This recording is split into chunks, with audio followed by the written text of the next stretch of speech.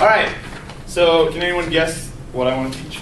That's right. What specific? Thank you, Christine. Biology. If I had to make it, this is the third collage I've ever made in my life.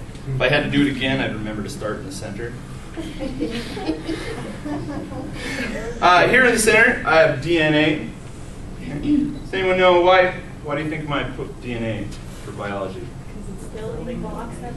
Right, it's the one thing that all living things have in common, DNA.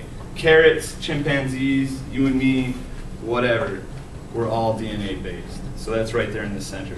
Okay. I think to teach biology well, you need a lot of critters in the room, critters and plants. I think you should have as many living things crammed in there as you can. Aquariums, terrariums, whatever you can fit, get it in there. I especially like critters that eat other critters. I think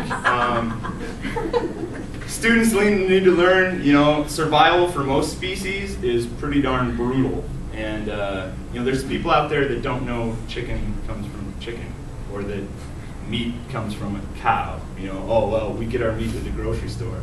Well, where does it actually come from? I don't know. We need to know these things, right? Okay. Also, I like the responsibility of giving class. Someone each week is responsible for feeding the bearded dragon. Make sure he gets 2 crickets a day and a slice of apple, and putting people in charge of those things creates responsibility. Technology. That's why I got the microscope here. I think technology is big in biology class, especially. You've got the microscopes. Nowadays, with all the projectors, it's so great. You can hook a camera right to your microscope, and everybody can see what we're looking at. Over at O'Brien, when I did my student teaching, they loved the microscope section. Getting in there and looking at things, it got them all engaged. And it was great because somebody finds something, and the excitement of, oh, hey, I got a worm eating some other thing. Come over here and look at this. That's great. I think it builds the team and gets the engagement going. Our bodies.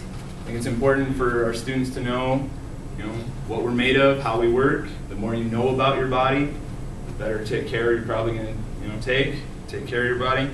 With that, of course, got the old food pyramid. And this is the old food pyramid. The new food pyramid goes in. That way you don't think oils and sweets are on top, so they must be the best. Yeah. So there you go. Okay, my quote on the back.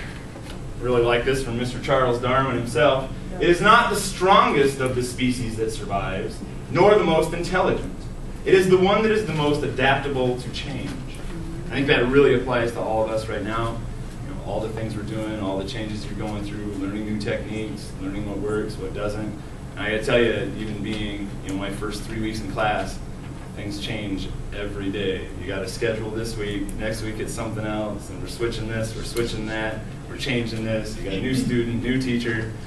If you can roll with the punches, you're going to be all right.